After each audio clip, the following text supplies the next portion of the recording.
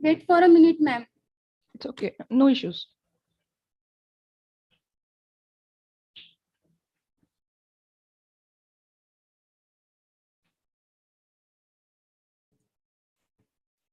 Hi everyone, present here virtually. I am Rutuja here, and I welcome you all for today's session, which is titled as Ecocriticism in Indian Literature. And presenting this session, we have with us our today's expert, Divita Sharma. Divita Sharma, she has completed her graduation, masters, and MPhil in English literature. She has tutored MA English students. Her area of expertise in eco-criticism. Her area of research mainly lies in exploring and exhibiting eco-sensitive underpinnings in discourse of Indian English literature and animal studies. She has two of her articles published in international research journal. Right now, she is working on a case study related to sustainable ecotourism, that is one of the branches of eco-literature. Ma'am, you can start now. Ma'am, I think I am not visible. Can you help me with that? I will start then. Am I visible? Yes, ma'am. Okay, fine. So yeah, hello guys. Let's start with eco-criticism in English literature. So first of all, we'll talk about what is eco-criticism and what is the meaning of Indian English literature. So yeah, for in eco-criticism, we know that ecological and criticism are the two different terms that we are going to talk today. So what is ecology? Ecology is something that we talk about, is about ecosystem. Ecosystem is something that is related to earth, right? So how are we going to look into eco-criticism in relation to Indian English literature? In Indian English literature, eco-criticism talks about how things have developed from ancient times to British times to medieval times, then to modern times, right? So my entire thesis and my entire expertise in this field talks about how are we looking and how we were looking from our ancient to contemporary, a phase, a timeline in which we are going to cover eco-criticism and a response of human towards eco-criticism, right? So yeah, if you can see this picture that I have used here, this picture is talks a lot about what exactly are we talking in eco-criticism. This picture on one side shows a green earth and on the other side shows a barren earth, right? So here what we get to know, what is implied here is that in our ancient times, when our ancestors were used to uh, were there to pray and worship nature. At that time, the earth flourished, the earth grew, and the earth nurtured the human beings and other animals and the other things, other people who survived there, right? But now, when we have grown more utilitarian, and when we have grown more anthropocentric, and when we have grown more vested in our interests, earth has limited its resources and we are turning it into a barren environment. So these are the two stark comparisons that we are going to talk today in eco-criticism. So the juxtaposition that I am going to present to you is something related to these stark contrasts in eco-criticism, right? So the second slide that we are going to look today is what exactly do we mean by eco-criticism and how this term is has started and who coined this term. So yeah, this term eco-criticism was coined by William Ruckert in 1978 in an article called Literature and Ecology. William Ruckert was the first person in 1978 to think about literature as in relation to ecology. So what exactly does literature and ecology relate in itself? Literature and ecology relates in itself in a sense that how we entail our culture and nature together in a symbiotic relationship. So what literature shows, it shows how a culture is being created and defined. And what is ecology? Ecology is how nature is being presented and both the togetherness of both is something that we can find in literature eco-criticism.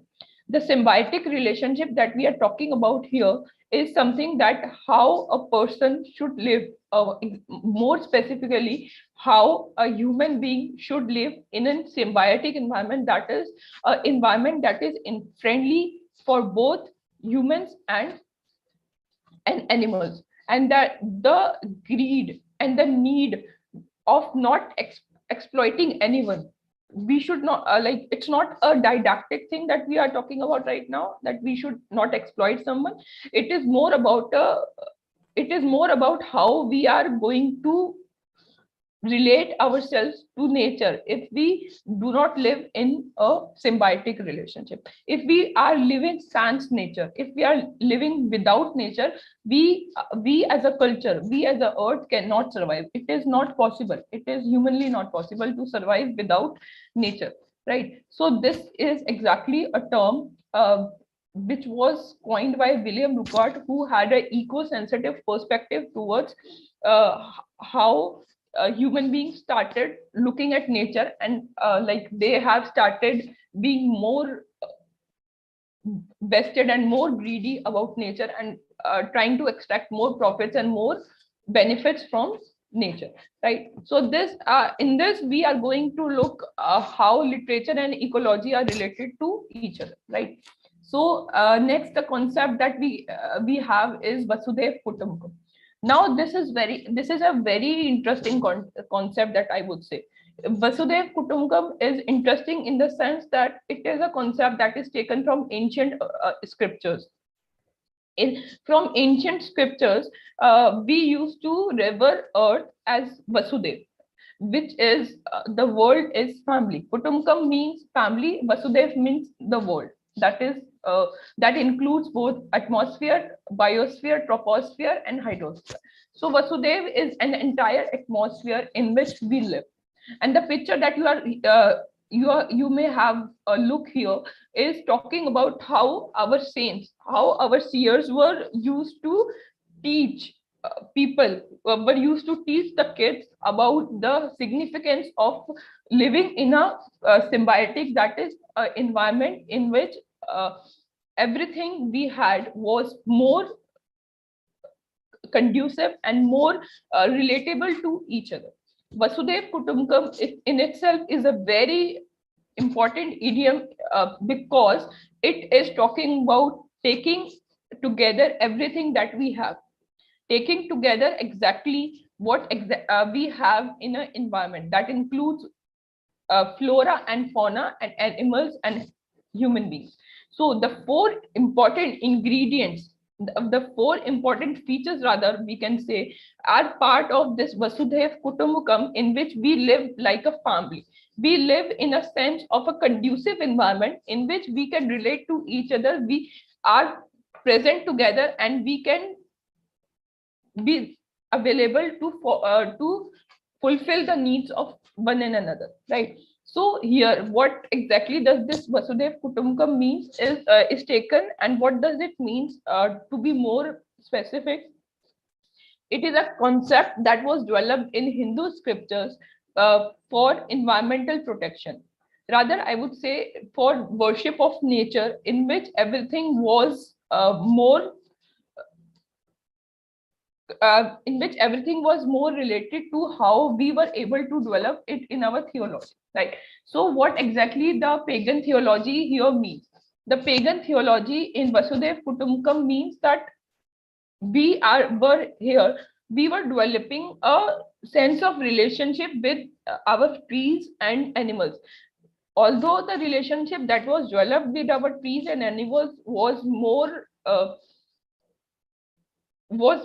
in a mystical sense, no doubt that they were the material manifestations that was there, but that too had a meaning. That too had a meaning in the sense that it had a spirituality meaning in its sense. Like people, our seers, our saints were used to meditate in an environment. On the occasion of Buddha Purnima, that is today, I would like to tell you that the people here were more conducive and more relatable to the environment. They revered nature with not just to make it profitable, make it working for them, but they rather related to nature as a soul essence.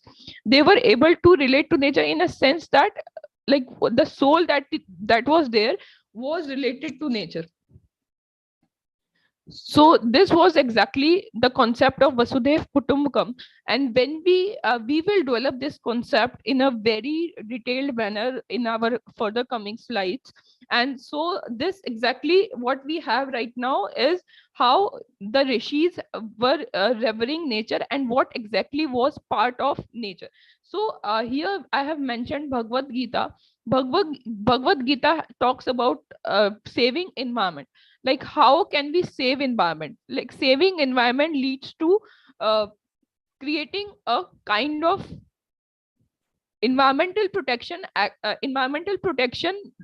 rituals that were there. Like what are the exactly environmental protection rituals was there? That the people tree that you grow is good for our health. You know that people tree during the COVID times, people was the only tree that used to give oxygen when the world was in needs of oxygen cylinders.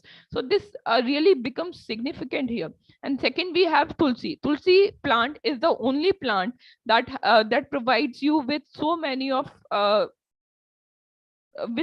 medications and so many and and medicinal qualities, right? So the medicinal properties that we find in tulsi are a part of Indian ecology, right? More specifically about Sanatan ecology, in which everything is related to nature. So here I would like to tell you one line by Peter Commoner that means everything is related to everything else.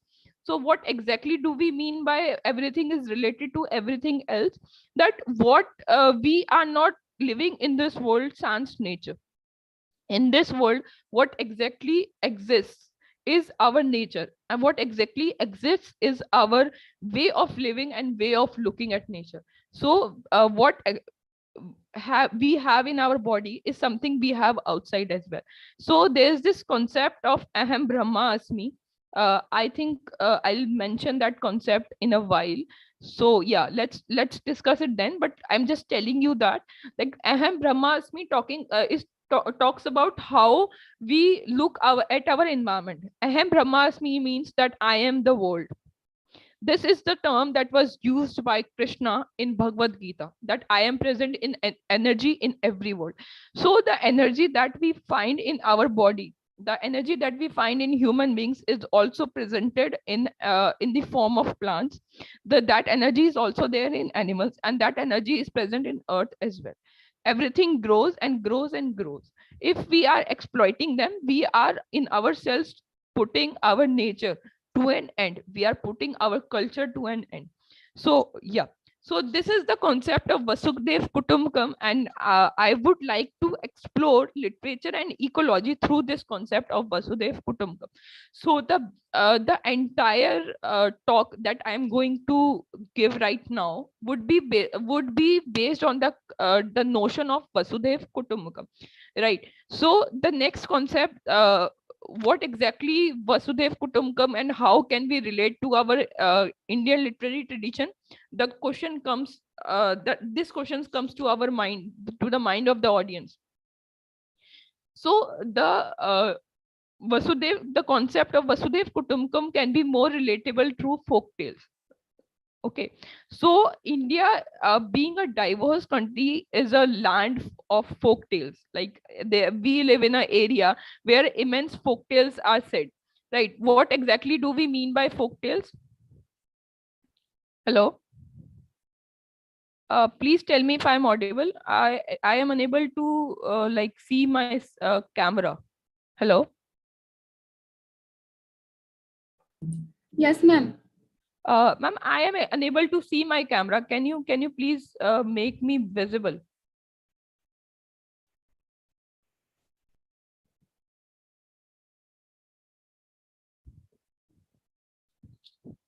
So yeah, we are talking about folk tales. Like folk tales is something.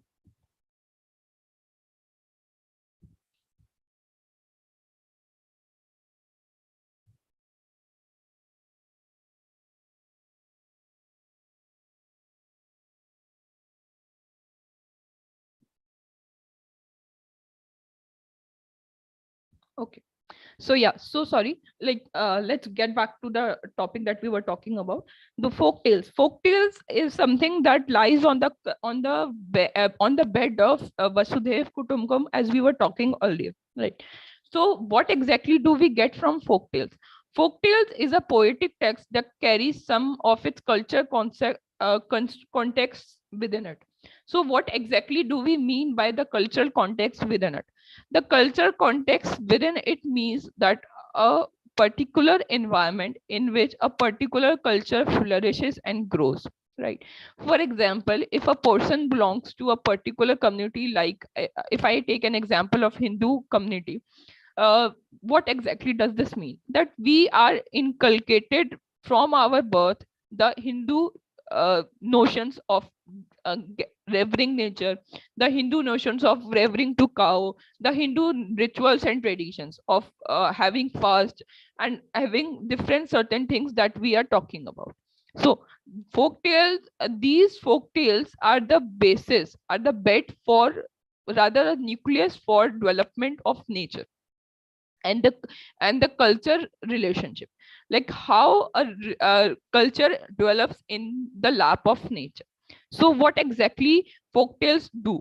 Folktales is something that is present in every family. uh, Whoever is there to listen to a folk tale knows how what exactly goes in the local tradition of their family. Everyone has their own local tradition because we can't survive without our local tradition, right? So these folk tales are something impediment where we can find, like, the non-literate people, the elderly ones were used to give a culture to their to the preceding generation. So folk tales here are very important as a part of culture, because when we have a culture in our hands, we are we are more able to relate, we are more able to construct an environment which is more relatable to the ancestors as well as the successors. So the relation, the thread that was there between the ancestors and successors was with the help of the folk tales. And what interesting part lies in this is that these folk tales are related even today. Like, we used to listen to the stories from our elders. I have listened in my childhood the stories from Panchtantra, the stories from Sihasan Battisi. So these, where do you think these stories are taken from?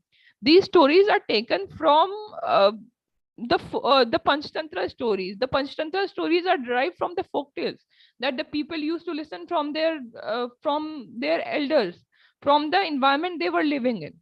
So this is exactly that we are talking about in folk tales, right? So what are the different genres in which a folk tale talks about? A folk tale talks about a ballad, a prose narrative, song, and sacred tales, right?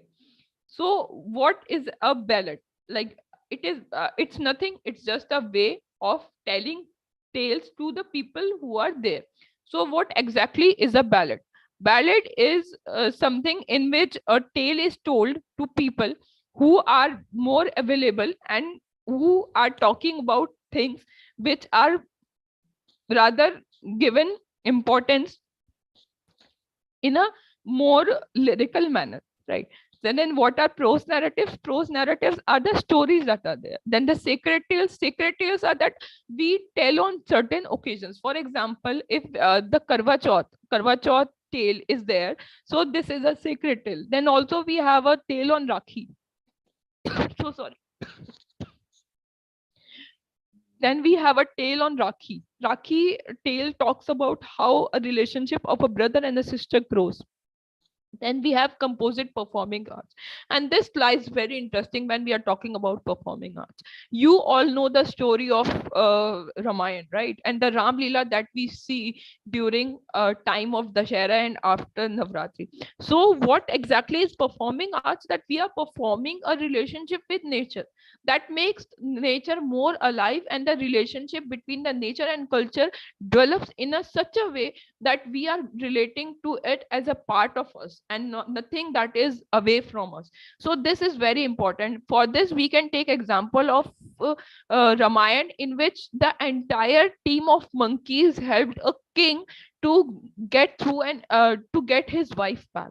Okay, so this is very important, and this is, if we can say, this is the moral, or rather evidence of how Indian culture, or rather a culture, should develop its relationship with its nature. So nature, as I'm reiterating it again and again, nature in itself was there. Nature in itself was there, presented, so that everything that we grew, everything that we developed was more relatable, was more relatable, and was more explored in relation to nature rather than against the nature, right? So the culture was developed in relation rather than in against to nature. Like, so this is exactly what is the essence of verbal folklore that we use to get it, right? So here the question that comes is like, how this was developed, right? So if we take the example of Ramayana developed through the words of Valmiki. The Ramayana developed through the words of Tulsidas. So what exactly these people had? These people had a relationship in their mind, like how a person can develop its relation, a deep relation, a deep ecological relationship with the world, with the nature, because nature was everywhere. They lived in nature, and they did not have nature in a beautification way, like rather it's today available. It was not there in a beautification way, that everything was there and they just have to go and click a button and do it. No, it was not like that. It was more in a sense that everything that was available was uh, more relatable and more essential and aesthetics that had nature had in itself, and that were given to man. Man was not an exploiter of nature at that time. Man rather was a sharer of nature. Man rather expressed his reverence, his respect to nature. Oh nature, please give me this.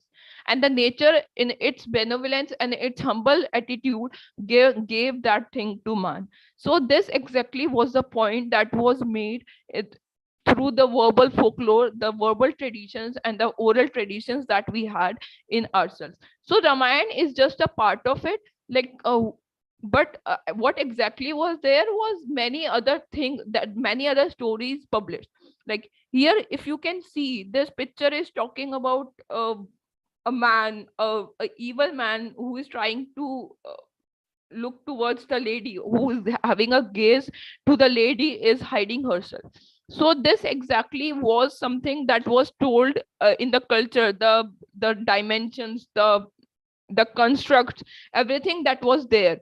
And so these were the, I would say, the folk tales were the bed, the impediment on which the relationship of nature and developed with culture, as well as the relationship of man developed with other things that was in there present. Like for example, man relationship with women, man's relationship with animals, man's relationship with nature, and man's relationship to its ancestors. So this exactly was the way how these folktales explored the very nucleus of a relationship, a very nucleus of a culture. So the question comes, who told these tales, like how these tales were expressed. So these tales were expressed in the sense, like the bardic troops that performed, like that were performed by heroes, local gods, and saints. Like folk tales were there, in which like bardic troops. What exactly do we mean by bardic troops? Bardic troop means that people who were present, people who were there, and were traveling from one place to another. Rather, we can say they were the nomads, and who were going from one place to another, and they were expressing their views to other people, and they were there present as a group of people who were carrying culture with themselves. Like for example, if they have come from Assam and they are going to Karnataka, so they'll be carrying the culture of Assam with themselves to Karnataka, and then Karnataka to Tamil Nadu. So the three places that were that they exactly were covering were more relatable and were more developed in a conducive environment in which everything was there and they could tell the stories from one place to another, and a culture developed in a more holistic manner, right? So this is the idea of how these folk tales traveled from one place to another, right? Now the second question that comes is, what is the relationship between the folktales and ecology? I've already explained this thing, but let's go in a little depth, like how humans of different ages perceived nature. Like the perception of nature is very important. One of the important writers, critics of 19th century has said that perception means personal reception. Now here the point of personal reception develops a very interesting viewpoint, in the sense that personal reception means personal personal viewpoint. Like what is a viewpoint? Viewpoint is something that we have with ourselves. Like how do we view things there? Like how we are working towards an environment in which we view it as a part of us, or rather in against us, rather as a place of exploitation and extracting more profits. So this exactly is something that a viewpoint is talking about. So perception means personal reception, like how we perceive nature and how we used to perceive nature. It is very unfortunate that we are not able to relate to nature right now, and the metaphors and the languages and the meanings and the traditions that were there uh, were are growing more stale and sterile, rather than they had the aesthetics of Indian culture. I would again and again emphasize on Indian culture, because Indian culture was the first culture in the world during the times of 10th and 11th century that revered nature in such a way. Like because everything there at that time was more more beautiful, uh, was more, I would say that it was more initiated towards existence of in a symbiotic relationship. It was more of a sharing nature. It was more of a sharing this planet rather than exploiting this planet and putting the vested interest. Like this was exactly the point that was that is there, that we can explore and we can find in folktales, right? So the concept, as I was talking about earlier, ahem brahma asmi, is I am present in every atom. So what exactly does this I am present in every atom means? Every atom means that I am present in the energy of everything that you use. For example, a universe is there in our body, a universe is there in the body of a plant, a universe is there in the body of that animal, a universe is there in the body of the hydrosphere, atmosphere, troposphere, and stratosphere. So the concept of energy is very important and was very much exotic during the time of ancient culture, and that was explored, believe me, that was explored by Britishers when they left India. This concept was very much developed by Britishers, in the sense that they were really mesmerized, like how Indian culture was able to relate to everything, and how the relationship and the prosperity of Indian culture grew in relation to in the relationship to energy and in its environment. I remember there's this quote by Benjamin Franklin that says that nature is in itself is a Bible. Like what exactly does this mean? This is very important. Like nature in itself is a Bible, in the sense that nature is there, and nature is very much important and is as religious as Bible, rather more religious than Bible, because we live in this nature. We cannot exist without nature. Everyone here, everyone who is listening to me right now would agree with the fact that nature is very much important for us.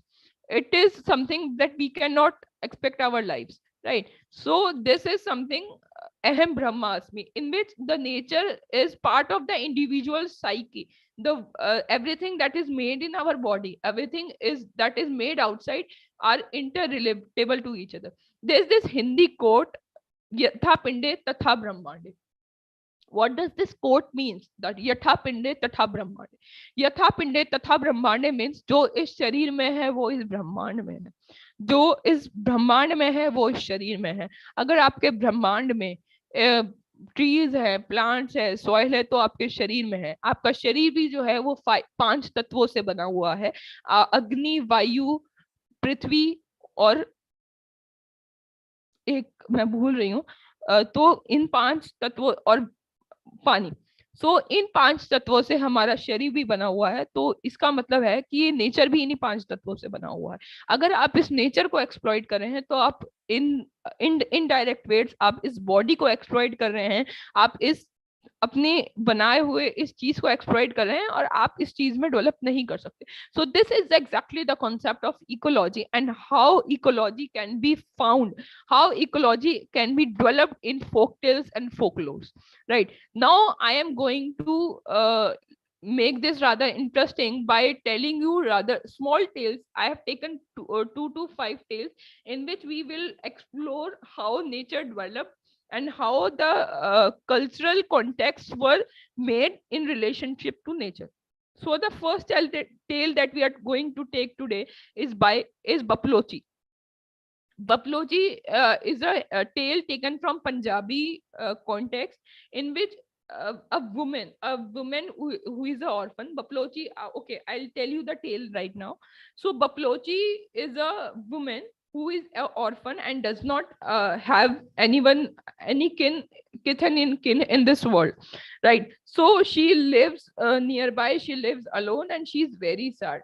So what happens one day, like she goes to a well to fill his pot, and she finds other girls who are talking about their marriage and the jewelry and the other things that would be given to them by their parents. So Baplochi gets very sad and she's very much she feels very sad and she says like, oh god, if I could have someone with me and that person would help me, and I would have also had a good marriage and a good family. Then what happens is, like, she sits under a tree and goes very sad. Then a robber comes and he sees Baplochi. He is mesmerized with her beauty, and he thinks that he will marry this woman and he will make his wife, right? Rather, sorry, he'll make her his wife, right? So what happens, he goes to Baplochi and tells her, like, he disguises himself as a person who will, as a father who will help him and get married, right? So this happens because he listens to her story of how she was lamenting about her fate and how was she not married to a good man and good family because she did not have anything to give to the people present there, right? So this exactly was the story of Baplochi. So what in the interesting point lies here is, like, how nature helps this orphan girl to get away from the from the devices or the deceptions that this person was giving to a little young girl who was very much innocent, who did not know how exactly she's going to be used and going to have a bad fate. Like, so what happens is, like, crow, jackal and a peacock, all of three belonging to animal species, were warning her again and again and saying to her, Baplochi, beware, smell the danger in the air. It's no uncle who relieves you, but a robber who deceives you. So this line was exactly given to Baplochi by crow, jackal, and a peacock. So these three animals are very much related to Baplochi in the sense that they were helping her. So who helps a person? A person is held by his own kids.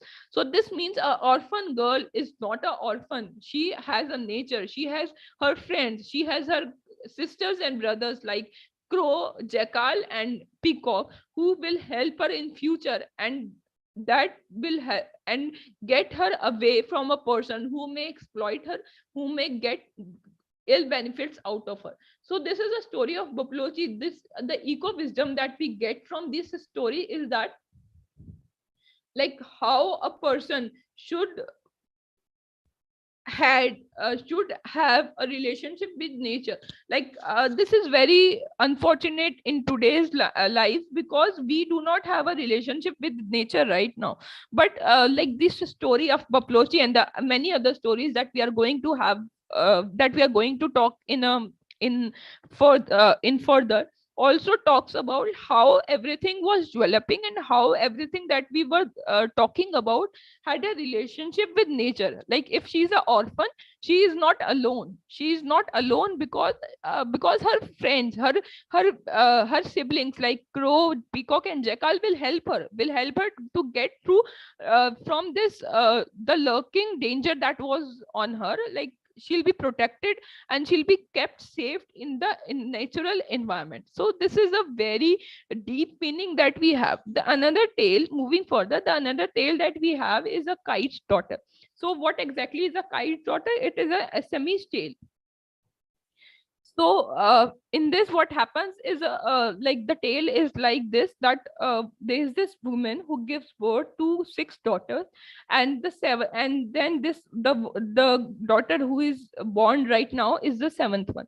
So her husband tells her, if you give birth to a daughter again, so you'll be ostracized from the family. Like this, now this thing shows us how a man in a patriarchal environment just wants is more a usurper, who wants a male child who can be his heir, and does not rever a female child. So the irony here lies is that the child who was abandoned by his family, like more in pressure of his father rather than his mother, her mother, was taken and adopted by a kite. A kite is a bird. It is a bird who shows all the feelings of motherhood, who shows all the feelings of affection and care to a child who is abandoned on the bank or under a tree. So what exactly happens is that this kite takes this child as her own, and she grows and develops into a young woman. Then one day what happens, a young man comes and he tells this kite that I want to marry your girl. The kite says that I can't marry you this girl, because she does not know the bearings of your environment. She does not know how to develop in a human nature. So he says, no worry, I have seven I have 6 wives, and she would be the 7th one, and I promise you that I'll keep her very safe and protected in my environment. So okay, fine, the kite says that, let's okay, fine, I'll marry you, this girl, my girl, to you, but please take care of her. So okay, fine, so the girl goes to with her husband. And what exactly happens is, when she goes to his place, so she is exploited by her 6 co-wives. The co-wives, the girl being innocent, does not know the ways of like cooking food, the doing household chores and everything. So she exactly is being exploited. And what she does is, she calls her mother every time. Like it's just like a thing that when a girl is married to a new family, she whenever she faces a problem, she calls her mother and asks her to help her, like so that she can get a way out, and she can develop a more a good relationship with her new family. So here exactly this is what happens. And she if she has to cook food, she will call her mother. If she has to do something, if she has to build a birth for his husband, to impress her, to please him, so she'll call her mother, and so on and so forth. So this was exactly was the routine that was going right. So the co-wives were very amazed with the fact that, like, how is she able to do everything, because she does not live in a human nature, and she was an orphan girl, and she was adopted by a kite, and she developed everything. So they started getting amazed about her works, and as she was able to please her husband every time. So what exactly happened was, like, whenever she was in some trouble, she used to call her mother. She told her mother that, mother, please come and help me. So this was exactly the line that she used, she was given by her mother to tell, like, how everything develops. That she, "O wind that shakes the leaves of this banyan tree, bring me my mother, bring me my mother, my kite." So this exactly was the words that was there that the girl said to the nature. So here what we have is nature is a messenger. Here nature is working as a messenger, in which everything that developed was more conducive and more relatable. Like, just if we have to pass some message to someone, we do it through mobiles right now, but if we have to pass some message from one place to another, what we had a messenger. So nature here, the banyan tree is a messenger here, in which uh, the nature is helping this person, this girl, this little girl, to communicate with her mother, so that she can come and help her, and that to a mother who is not even a human being, right? So this relationship between a girl and a kite is very important, in a sense that everything that develops here is more explorable, is more relatable to the nature relationship, like how nature is inherent in our bodies, how nature is innate with ours in our surroundings. So nonetheless, what happens is, like, these six co-wives get to know that she is being held her by her kite mother.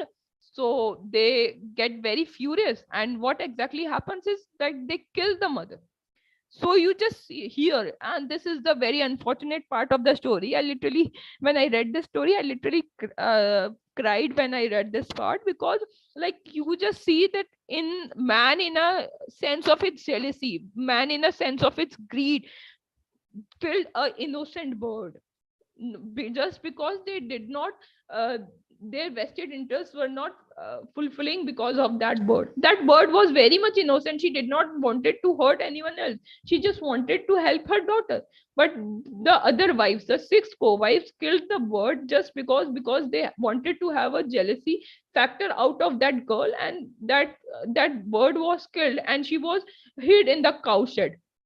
Like, when after that, when she is not able to find her mother, she grows very sad, and she's being abandoned by the family, and she's being abandoned by her husband. And then she locates, like, how things develop. So this exactly develops, in a sense, how a relationship grows, and how things develop in a relationship of a nature and cultural environment, in which man is more jealous, and man is more dangerous than a nature, than a bird or something who is there, who belongs, who cares of its siblings with more love and care, rather than exploring it more in a more exploiting it in a more in a fashion that is dangerous to others, rather than killing other people around them, right? The another story that we have with us is a flowering tree. Now this story is very interesting, so, and also very much important from the part of perspective of an ecological viewpoint.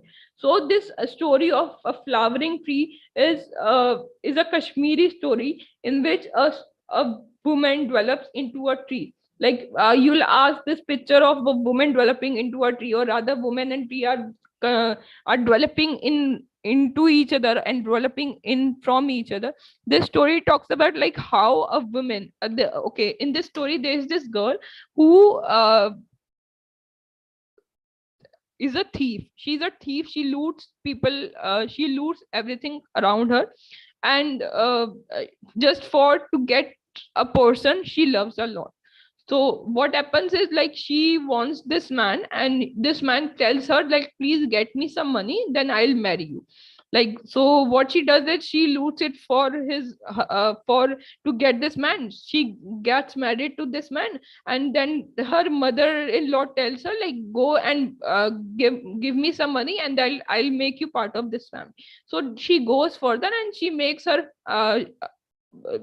this makes her mother-in-law a part of the family, and she gives her money. Then she does this for her sister-in-law.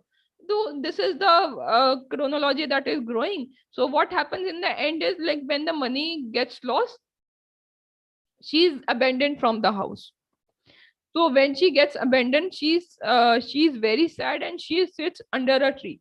So the tree talks to her and tells her, like, how her sins has led to her this impairment, how her sins has made her view everything that is there, like how she has to forbear her sins right now. So this was exactly the way she was working, and everything grew. And what happened one day, like when she is abandoned, uh, his husband comes to her, and her husband comes to her and tells her like how you have to develop in a in a in a relationship with your tree in which you are sitting right now. So what she does it, like she closes her eyes and she sits there, and what exactly happens is this woman achieves her holistic womanhood. Like the holistic womanhood is something that is relatable to uh, achieving puberty as well, in a ecological and literary terms, but here it means like how the sensitivity of the girl develops into a woman, of how she knows that what sins she has committed to get her husband. So the entire concept that is in this, that lies in this story, is that the plants have the sensitivity. Like plants are like the women, like like a woman grow into a tree, like grows into a womanhood, a girl grows into a woman, a plant, a sapling grows into a tree. So this, the link between a woman and a tree is very important here. And this notion is also, this is not only a folk tale, I would tell you guys, this is something that was there, told by Jagdish Chandra Bose. Jagdish Chandra Bose had this notion of nervous mechanism of plants. He used to tell that like plants also have a mechanism in which they can feel like what we feel. They can express their views. They also have lives in them. They are just not the non-living things that exist on this planet. So this exactly is the story of a flowering tree, like how a woman gets his holistic motherhood, a holistic viewpoint when she lives under a tree, and she develops into a more conducive and a beautiful person. So this is a story of a flowering tree. Then the next story that we have is the Serpent Mother. Now this story is very interesting, Serpent Mother, and this is taken from a Gujarati context. The story here is interesting in the sense that there is this woman who is an orphan, and she goes to take a bath in a river. When she goes to take a bath in a river, she meets a serpent. The serpent lady, that is a Nagin. She meets a Nagin, and what Nagin does is like she had this bowl of kheer with her. The woman had a bowl of kheer with her. She eats all the kheer and hides under the water.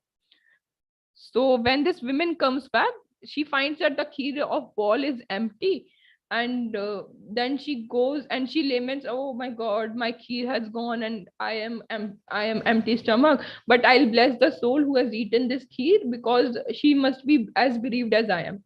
So the serpent lady, the serpent woman, who was thinking of biting this young woman because she thought that the humans are there to curse them, so she blessed her. She blessed her. She came in front of her and she said that I cannot bite you. You are such a beautiful and a benevolent soul that you blessed her, that I ate your kheer and you blessed me. So she was very much humble and benevolent, by very much filled with the feelings of love and care and affection for this lady. She blesses her with accepting her as her daughter. So this mother, this girl has a daughter, has a mother, serpent mother, where she gets the love of a serpent, and and comes in the time of her function where no family of this girl is there, and she is more relatable, and she gives her jewelry and gifts. So this happens, and but when the hostility of humans lies in the fact that when this lady, this serpent woman comes, and she too is pregnant, so these people, the human beings, what they say, that they say that go away the tailless, I won't let you play, go away the minus tail, I won't let you play. So this shows the hostility that the people had. So the fact here is that like hostility, it's not something that is that has come out of a blue. That was there, but the moral and the folktales earlier were used to be more relatable to the environment that we were living in. It was more relatable in the sense that everything that was there was more conducive and more holistic in nature and culture. It developed together. Nature and culture were like two siblings who used to grow together, but now these siblings are against each other. So this is the story of Serpent Mother. And the last tale that we are talking for the day is the tiger makers. So this tale, Tiger Makers, is talking about like how three Brahmins make a tiger from a mold of a clay, and that tiger kills them. And now this tale is very important from an ecological perspective, because this is something that we are doing it right now. Right, please get this point, in the sense that the Frankenstein monster kills the makers of itself. Like the monster, the artificiality, the artificial intelligence, the artificial environment, the artificial biosphere that we are developing is killing ourselves. Here the concept of aham brahmasmi comes back. Please get this point, guys, that the concept of aham brahmasmi is coming back, in the sense that like what exactly we are creating is going to harm us later. Today the temperature of Delhi is 49 degrees Celsius. It's just because of our air conditioners. It's just because of us. The exploitation that we have done to this nature is getting back to us. It is just every action has an equal and opposite reaction. So the action that we did, the exploitation that we did of nature, is getting back to us, to ourselves. So we are hurting ourselves, nothing else. So this is the story of tiger makers, a Kannada context that is taken from, but it is very relevant from the today's perspective. That is the only reason that I've taken this in account, right?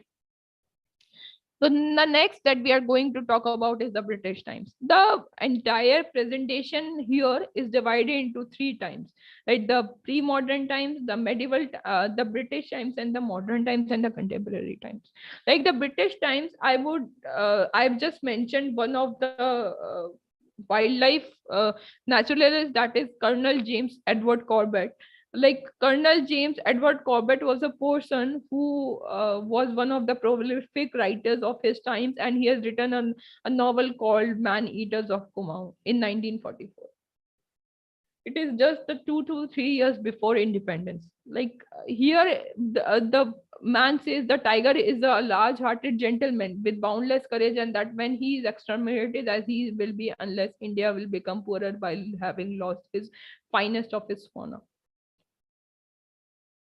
Here it shows, it has this vibe of civilizing missions with which these Britishers was obsessed with. This civilizing mission with which the Britishers were obsessed, they were there to exploit nature. They were there to exploit the culture, the natural and cultural relationship that we people were used to share earlier. So this exactly happened, but like these wildlife people who were there to get pride, who used to get pride in getting this, their development over nature, were more utilitarian in their ways, were more anthropocentric in their ways, in the sense that the Charles Darwin story that we have, what exactly Charles Darwin says. Charles Darwin says that everything that we have in this nature is a evolution theory. It works on an evolution theory that we were apes earlier and we developed into a man. So obviously we are more based on logic and rationality. But the relationship between, unfortunately, the relationship that we have developed today is rather based on how things develop, like how everything develops in a more uh, relationship that is against each other rather than conducive to each other, as I've told you earlier. Right. So this Man Eaters of Kumau and this Colonel Jim Corbett, on which our our one of our national parks is also named, is someone who has killed more than 200 tigers in a day. This is very unfortunate right now, but these people were obsessed with the concept of white man burden, that we white men are the protectors and these people don't know anything, and we are the protectors, and we are the harbingers of the culture and we of the civilization that will give to these people. Nonetheless, of the fact that we ourselves developed a more beautiful nature, and India was viewed as a Orient, and India was viewed as more of a culture environment in which everything was more relatable to the relatable to nature rather than culture. Here the concept goes exactly different, in the sense that these people are more anthropocentric, and they have this theory of uh, exploitation and getting vested interest from the colonies in which they were living. So yeah, here we are talking about the Charles Darwin theory that I have mentioned right now. So yes, this is the thing that is there. Then we are going, I have not covered the British times much, because as we all know, this is something that is the part of the discourse of British colonial theory, that Britishers were here to exploit Indians. So that's why we all know this concept. So I have not mentioned a lot about this, but just wanted to give an emphasis on it. So just that's why I mentioned Colonel Jim Corbett, who was there and who exploited nature with the, and also defended himself with the concept that nature is more nature is has to be exploited, because if the nature is not exploited, we will not be able to survive, which was which was entirely ironical and satirical, because Indians were surviving in relationship to nature, right? Here comes, like right now I am also giving the example of Nizam Ezekiel. Nizam Ezekiel is one of the authors, the early authors who was there to satirize the human civilization, and who was satirized the anthropocentric activities of the man. He was there through his poems to the sun, the cat, and the urban. I have only taken 3 poems in the context right now, because of the time gap that we have, the less time that we had. So I've taken 3 of these poems. So 3 of these poems are just talking about how things have developed, and why these things are not uh, developed in a more beautiful way. So the poem Sun talks about the omnipotence of sun. So this relates to, if we minus the British environment, this relates to our ancient culture, guys. Like our ancient culture, even right now, the people who belong to the old ages are revering the sun as god, Surya Dev. So Surya Dev is something that he's talking right now, and mind you, Nizam Ezekiel belongs to a Jewish culture. He's not a Hindu. He's a person who belongs to a Jewish tradition and a Christian. So this is to the sun, says that try to rise, sunny boy, rise. Before I rise, you will never succeed. So this say that you can't succeed me. I am all powerful than you. If you think that you can have power over me, so this is your biggest mistake, I tell you. So this is something that the Nizam Ezekiel is trying to tell you, is trying to express the omnipotence of nature over man. So this is this what is he's saying. And then the other thing, that the other poem that we have with us is My Cat. My Cat here is talking about the disposition of humans and non-humans. And now this is very interesting, because a cat, as you can see in this, I have purposefully put this photo here. This cat is lying lazy and she is harmless right now, but still the poet says, he goes into the mind of the reader and says that not known to relish milk less cat than a sheep, I will drown this cat. So she is just being punished for the way she was there. She is just being punished because she is not able to fulfill the whims and fancies of a man. She's just lying lazy, and that's why she'll be drowned, she'll be killed. And the context, the literally meanings that we put to a cat are very much diabolical, and are very much insensitive, in the sense that everything that is there is more relatable to the human environment. Everything is there is human versus nature. Like, why exactly do we have to this thing, like why exactly we have to have this thing of human versus nature? What do we mean by this human versus nature?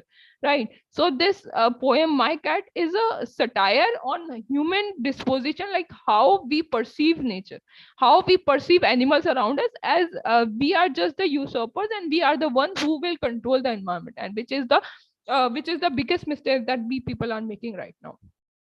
So the last poem that we are taking from Ezekiel's canon today is Urban. And this poem is very, very, very interesting, because this poem is talking about the drudgery and the chaotic life that we have right now. Like a life living in a suburban environment, a life in a metropolitan city is a life that we had in earlier ages. Now the people will say that, okay, then the population has risen and we can't live, everyone can't live in a village and we have facilities there. Okay, fine, the facilities are here, but the facilities that we have here is not a way of living life. Like we are living, we are having plants, having plants in a bundle size environment, we are having everything in a bundle size environment. We have to go to a tourist spot to and spend 30 to 50K to experience environment, to experience nature. Can't we have a more conducive environment? We can grow with nature. Facilities that we have are things that are harming to us right now. I have given you example that 49 degrees Celsius temperature today, Fahrenheit temperature today, is harming our cells, is harming our body. It is causing skin cancer, it is causing various skin diseases, and it is causing heat strokes and deaths to the people. So are we going to have facilities on the basis of our lives? For what we are doing this thing? This is a question of existential crisis, guys. This is a question like we need to think about. And the zoological park, I have purposefully put this, every portrait that I have put has a meaning in itself, because literature can be understood in a better way of a with pictures. I have put my efforts to put pictures to make my viewers see like how everything is related. Like the pictures of the little animals that is there, like animals are just a stone papered thing who are just to be seen and gazed on. There's this concept by Michel Foucault of gaze.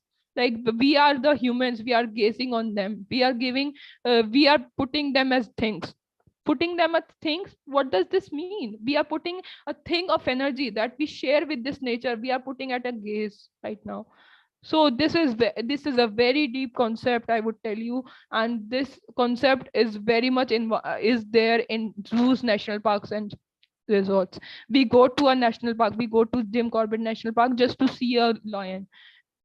We used to live in that environment, right? We developed in that environment, and we are going away from that environment, we are going away from our roots. And if in the name of the facilities, I would agree that we have facilities right now, we have internet right now, everything is there, but like these facilities could be more conducive if we have a more nature centric approach to the environment, to ourselves, because this is at the end of the day is harming us. It's as simple as that. Okay, let's going to the conclusion. We have almost finished with the concept of ancient culture that is there, and the British culture and the post British culture, the immediate British culture. Now we are coming to the contemporary times. Now I have taken two books in the account for the contemporary times, is Narmada and Great Derangement. The Narmada is a travelogue by Amrit Lal Vigad. Who is Amrit Lal Vikas? He's a person, he's an environmentalist who has traveled around 2,600 kilometers in 3 decades from the age of 49 to 71, just to feel the beauty of the river Narmada. And here comes the concept of the facilities that I was talking about. Like if you want to have facilities, you won't be able to express nature, you won't be able to view nature. Everything that is there is more, we are developing a comfortable environment, but that comfortable environment is at the cost of losing nature, is at the cost of getting natural environments. And also I would tell you here that in the countries outside, what we have is we go for camping and we go for trekking to experience nature. Why can't we have this here? if we can cut down our needs, our greeds, rather not our needs, but our greeds of exploiting nature, and we will have a more conducive environment. We will have an environment that would be good for us and our animals and our plants as well. So nonetheless, Vigad is talking about Narmada and how Narmada is a source of water for agriculture, forest the and the animals who are living in water. So this is exactly is there, and he laments about Sardar Sarovar Dam, in which due to which the mental and the physical illness of the people was there, like how things developed and how everything that developed was has been submerged. The beauty around Narmada submerged in the environment, has submerged in water, just because we wanted to have a better water. Whether we wanted to have a better water or whether we wanted to like lose the nature around that is a point that Vigad is trying to make through this. I have purposefully taken this travelogue in the account just to let you know like how we are working nature versus cosmopolitan life. Cosmopolitan life is no doubt developing. The tourist spaces near Narmada has developed, the scenic beauty is there, but that scenic beauty is at the cost of losing nature.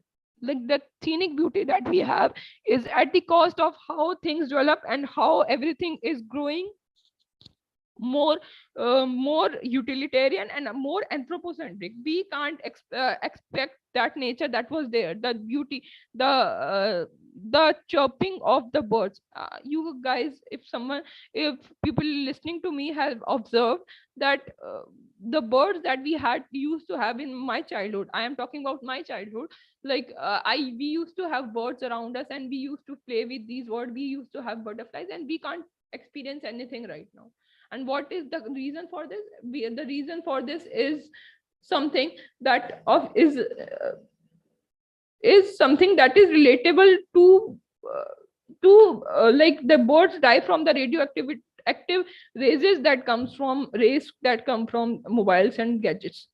So okay, fine. I totally get the point that we need to have these gadgets and everything, but can't we develop with more precision and with more research a conducive environment in which we can have a thing that does not harm other people? There is this line in our constitution that your freedom should not be at the expense of others' frustration. Like birds and animals are mute speakers. They don't tell us like how things are developing and how things are growing. But what we are doing is we are having our comfortable environment at the cost of their lives. We are having a comfortable environment at the cost of the nature. We are having a comfortable environment which is harming ourselves at the back, because every action has an equal and opposite reaction. It is as simple as that, right? So the latest book that we are going to talk about is The Great Derangement. The Great Derangement is by Amitav Ghosh, and this book is very interesting because this is the only author who is talking about climate change in 2016, climate change in 2022 right now, that we are facing right now. It is very contemporary, and he's giving examples of like the hazards that has taken place, whether it is the Kedarnath flash floods, whether it's the tsunami, whether it's the Mumbai flash floods. So he's talking about these flash floods, and we in the name of environment, we are talking about how things have developed, and these are harming us. As I'm reiterating it again and again, that these would be the thing that would be there, making IUCN, that is the conferences basis on climate change, making things that are there on the environment, is not the purpose that is going to solve the nature and culture exploitation that is there. What we need to have is something related to the environment. So this is exactly what we have right now. So we need to think about it again. And he's referring to Paris Agreement. The Paris Agreement is something that in which 196 countries have signed the agreement, and these countries are like part of this agreement, but they don't abide by it. What the irony of this fact is that they just have this to make it more they sound more eco-sensitive, but they are not eco-sensitive. And this is the irony that is there. We want to sound eco-sensitive. We are talking about eco-sensitivity sitting in a room right now, but we don't want to be eco-sensitive. We are not the people who are going to plant trees. And this is the major concern that is there. It is more about the theory that is we are talking about, and not the practical thing that is there. Here we have to grow more Gandhian and go Gandhian. And the Gandhiji was a person, the first person, and a seer, a visionary who was able to think that in the times coming, eco sensitivity will be a topic that would grow. He's someone who revered cow. He was someone who revered tulsi. He was someone who revered neem, and he knew the properties of these things. Uh, uh, do you know that cow is the only animal who breathes carbon dioxide and releases oxygen? I am totally agree. I totally agree with the point. If you people say that we don't know this, this is a true fact, guys. गाय जो है वो एक ऐसा पशु है जो carbon dioxide लेता है और ऑक्सीजन छोड़ता है. मुझे भी नहीं पता था, मैं भी बहुत हैरान थी when I got to know this. And she has so much properties with her. She's why she said mother, because everything in our Sanatan dharma was related to like how things developed and how everything was there and how we developed a relationship with a symbiotic relationship with nature and culture, the things that we discussed in the earlier slides. So nonetheless, the fact is like Gandhi rejects anthropocentrism and substitute it with biocentrism. What is anthropocentrism and what is biocentrism? Anthropocentrism is something that we were talking about during the British times, in which the Britishers were exploiting nature, in which the Britishers were trying to usurp nature and subjugate nature to get profits from it. And what is biocentrism, in which we develop a cohabitat and we develop a co-dependent relationship between nature and culture. So with this, I would finish my slides and I would finish my presentation. And the last thing that I have to say is like everything, the every eco-sensitive person says this, but I would say it in a manner with with a poem, and with that I would finish my talk. This is like, just a second. Yeah. This is something that I have impinged on, given earlier, that human body is made up of 5 elements, that is air, water, soil, and fire. So this is the crux of the human body, as well as the entire cosmos that is there. Like this entire cosmos that is there is made, can be found outside and can be found inside. That is Yatha Binde Tatha Brahmande. Like, so there is this short poem that I have written of my own. Please find it. If you find, please tell me if you find it interesting. So the poem is like this.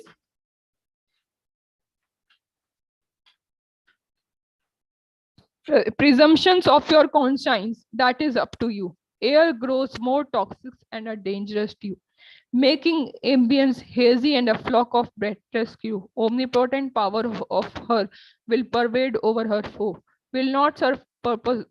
Artificial grass and trees will not serve the purpose though. Awake, arise, and lap to of nature go, reviving Mother Earth as a beautiful and new. So what exactly this poem says? This poem says that what we had with nature is something that we were talking about right now. What exactly was there in nature was something that we had.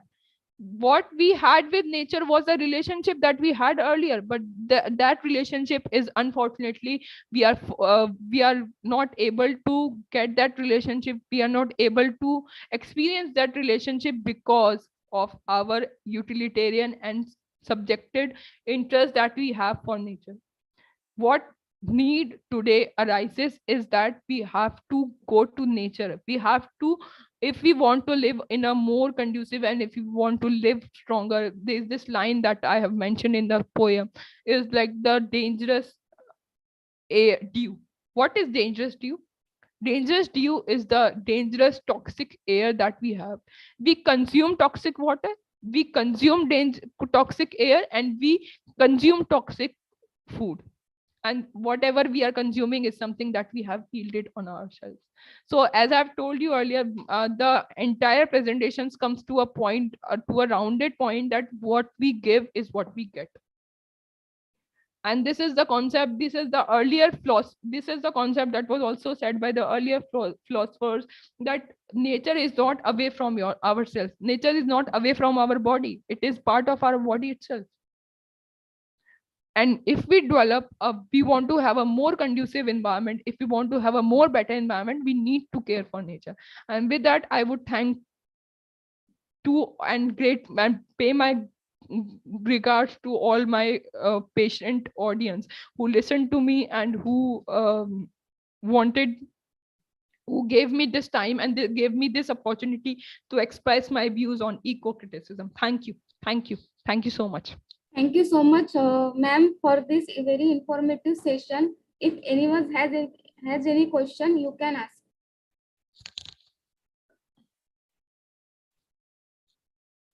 Thank you so much, all the participants, for your active participation.